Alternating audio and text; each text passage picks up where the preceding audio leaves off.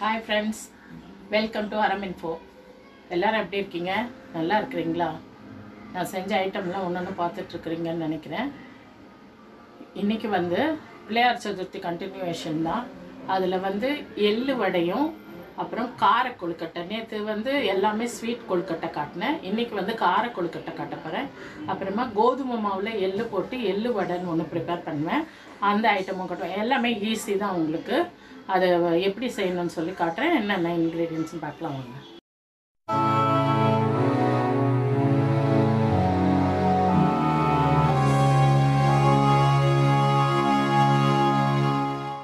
இந்த வாரம் ஃபுல்லாகவே விநாயகர் சதுர்த்தி அது ஐட்டம்ஸ் தான் செய்ய போகிறேன்னு சொன்னேன் இல்லைங்களா. உங்களுக்கு அப்போ தான் ஒன்று ஒரு நாளைக்கு ரெண்டு ஐட்டம் காட்டினேன்னா உங்களுக்கும் செய்யறதுக்கு ஈஸியாக இருக்கும், பார்க்கறதுக்கும் இதுவாக இருக்கும். எல்லாம் மொத்தமாக போட்டால் நல்லா இருக்காதுன்னு சொல்லிட்டு தான் இந்த வீக் ஃபுல்லாக விநாயகர் சதுர்த்தி ஸ்பெஷல்னு சொல்லிட்டு ரெண்டு ஐட்டமாக காட்டிகிட்டு இருக்கேன். உங்களுக்கு புரிஞ்சுக்கிட்டு நீங்கள் செய்யறதுக்கு லேர்னர்ஸ்க்கு பிகினர்ஸ்க்கு ரொம்ப ஆப்டாக இருக்குன்றதுனால தான் இந்த மாதிரி கொஞ்சம் கொஞ்சமாக காட்டிகிட்டு இருக்கேன். அந்த பதத்தை பக்குவத்தை பார்த்து நீங்களும் செய்யுங்க. அதே மாதிரி நல்ல வரும் உங்களுக்கு ரிசல்ட்டு. நீங்களே கமெண்ட்ஸ் பண்ணுவீங்க, எனக்கு நான் செஞ்சு பார்த்தேன் நல்லா இருக்குன்னு சொல்கிற அளவுக்கு இருக்கும். வாங்க என்னன்னு சொல்லி பார்க்கலாம். மிஷின்லேருந்து ஈர அரிசியை அரைச்சிக்கிட்டு காட்டியிருக்கேன் இல்லையா, அதே மாவில் தான் ஒரே ஒரு டம்ளர் எடுத்துக்கிறேன். அதுக்கு பாருங்கள், ஒரு டம்ளரை அதுக்கு கூட போடுறது தேங்காய் கொஞ்சம் போட்டுக்கலாம்.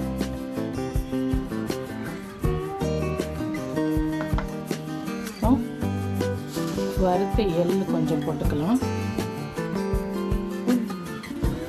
துருவி வச்ச தேங்காய் நீங்கள் துருவியும் போடலாம், இல்லை சின்ன சின்ன பில்லைங்களாகவும் அறுத்தும் போடலாம். நான் துருவி போடுறேன். அதுக்கு தேவையான அளவு உப்பு, வறுத்த எள்ளு, தாளிக்கிறதுக்கு கடுகு, கடலைப்பருப்பு, உளுத்தம்பருப்பு. காரம் இந்த மிளகாய் தான் போட்டு பண்ண போகிறோம். அதனால் நான் அதை பொடி பொடியாக நறுக்கி வச்சுருக்கேன்.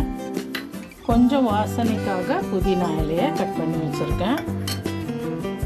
இதை எல்லாத்தையும் மாவில் போட்டு பிசைஞ்சிக்கணும். பாருங்கள், தேங்காயை கொஞ்சம் போட்டுக்கிறேன். அப்புறமா எள்ளு தேவையான அளவு உப்பு, ஒரு 1/4 ஸ்பூன், இந்த ஒரு டம்ளருக்கு ஒரு 1/4 ஸ்பூன் போட்டிங்கனாலே போதும். கூட கொஞ்சம் நெய்யும் போட்டிங்கன்னா கொஞ்சம் சாஃப்டாக இருக்கும். இப்போ பாருங்கள், புதினா இலை, நெய் ஒரு ஸ்பூன் ஊற்றிக்கோங்க. அவ்வளோதான். இப்போது இந்த கடுகு, காஞ்ச மிளகாய், கடலைப்பருப்பு, உளுத்தம்பருப்பெல்லாம் தாளித்து கொட்ட போகிறோம். ரொம்ப எண்ணெய் வேண்டாம், கொஞ்சம் ஊற்றிக்கோங்க போகிறோம். இந்த மாவில் நம்ம போட்டோம் இல்லைங்களா, இதை எல்லாத்தையும் ஃபஸ்ட்டு ஒரு கரண்டி வச்சு கலந்துக்கலாம். ஃபஸ்ட்டு கடுகு போட்டுக்கோங்க. ஒரு டேபிள் ஸ்பூன் உளுத்தம்பருப்பு, ஒரு டேபிள் ஸ்பூன் கடலைப்பருப்பு. இதில் பருப்புங்களும் தேங்காயும் தான் டாமினேட் பண்ணும்.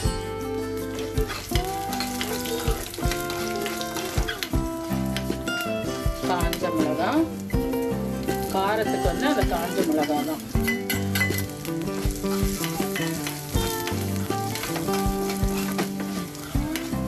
நல்லா செவக்க வறுத்துட்டோம்னாக்கா போகிறோம்.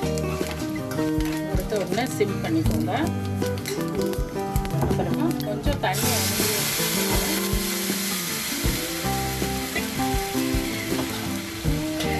ஏன்னாக்கா கொஞ்சம் சூடு பண்ணி ஊற்றினோம்னாக்கா, ஊற்றி சுடு தண்ணி மாதிரி போட்டு பிசைஞ்சோம்னாக்கா நல்லா சாஃப்டாக இருக்கும். அதுக்காக தான்.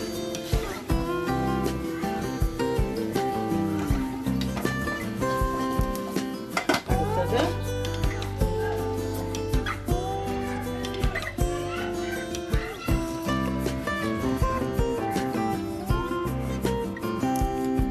இந்த தாளிச்சோம் இல்லைங்களா, அந்த சுடு தண்ணியே போட்டு நல்லா பிசைஞ்சுக்கோங்க.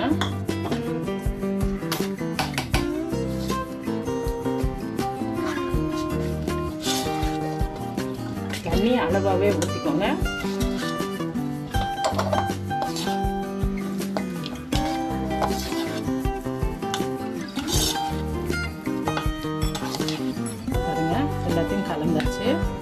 அவ்வளோதான். இதை வந்து ஜஸ்ட்டு கொஞ்சம் கொஞ்சமாக உருண்டை பிடிச்சி சின்ன சின்ன உருண்டைங்களா இட்லி வானலில் போட்டுடலாம். அது சூடு ஏறிட்டு இருக்கட்டும். தண்ணி ஆயிடுச்சுன்னா நீங்கள் அந்த மாவு கொஞ்சம் கூட போட்டு பிசைஞ்சிக்கலாம், ஒன்றும் பிரச்சனை இல்லை. உருட்டி உருட்டி போட்டுருங்க. எல்லாத்தையும் உருண்டை பண்ணி இந்த மாதிரி இட்லி வானலில் போட்டுக்கோங்க. ஒரு 10-15 நிமிஷம் வைங்க.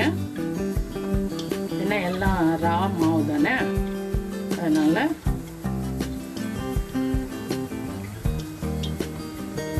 வச்சு 15 நிமிஷம் கழித்து எடுத்தோம்னாக்கா சூப்பரான கார கொழுக்கட்டை.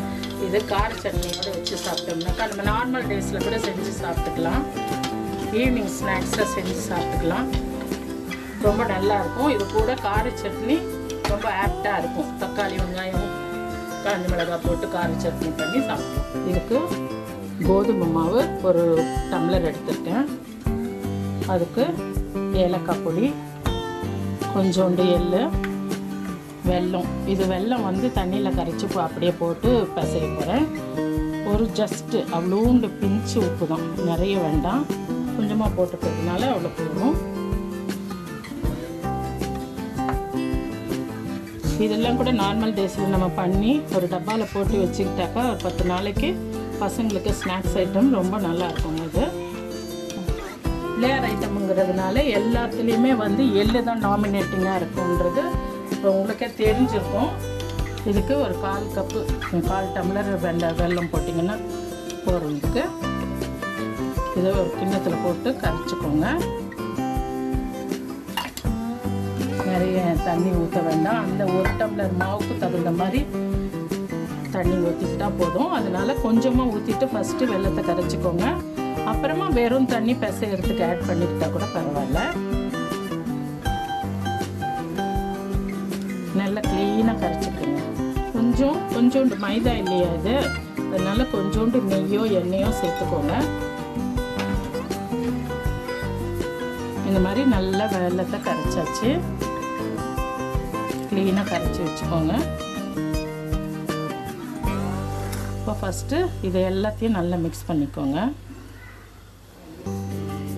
அப்புறமா இந்த வெல்லம் தண்ணியை கொஞ்சம் கொஞ்சமாக ஆட் பண்ணுங்கள்.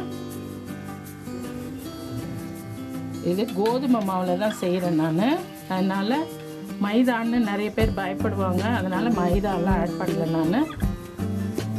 கோதுமை மாவில் செய்கிறதுனால ரொம்ப நல்லா இருக்கும். இது டேஸ்ட் டிஃப்ரெண்ட்டாக இருக்கும். அவ்வளோதாங்க. நல்ல சப்பாத்தி மாவு மாதிரி பிசைச்சிக்கோங்க. இதை சின்ன சின்ன பூரி மாதிரி தட்டை மாதிரி தான் இருக்கும். இது ஸ்வீட் தட்டைன்னு கூட சொல்லிக்கலாம். எள்ளு வடைன்னு நாங்கள் சொல்லுவோம். தட்டை மாதிரி அதை உருட்டிட்டிங்கன்னாக்கா போடுங்க. நார்மல் டேஸில் கூட நீங்கள் இதை ஸ்நாக்ஸாக பசங்களுக்கு செஞ்சு கொடுக்கலாம். பாருங்கள், சப்பாத்தி மாவு மாதிரி பிசைஞ்சாச்சு. இதை வந்து நம்ம இப்போ திரட்டி ரவுண்டாக கட் பண்ணி எடுத்துக்கலாம்.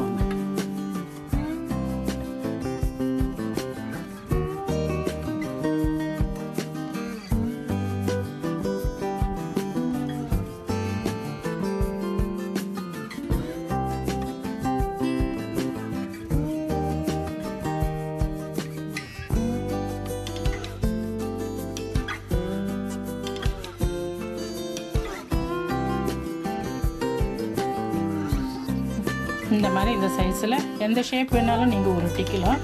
சப்பாத்தி மாதிரி எவ்வளோ மெலிசாக வருதோ அவ்வளோ மெலிசாக உருட்டி ஃபோக்னால ஒரு நாட்ச் பண்ணி விட்டுருங்க.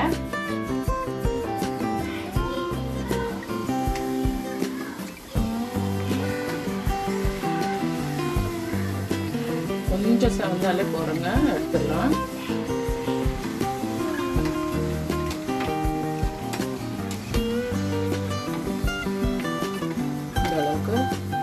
கோல்டன் ஃப்ரையான போகிறோம்.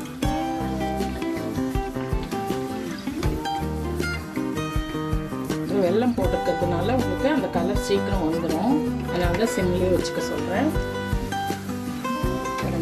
பூரி மாதிரி உப்பி வந்துடும். இல்லைன்னா அந்த நாட்ச் பண்ணிட்டீங்கன்னாக்கா அந்த மாதிரி உப்பாது.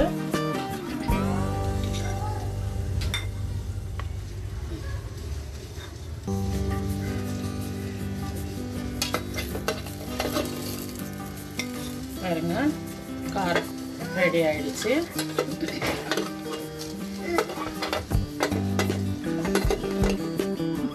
பாருங்கள், எள்ளு வடையும் கார கொழுக்கட்டையும் ரெடி ஆயிடுச்சு.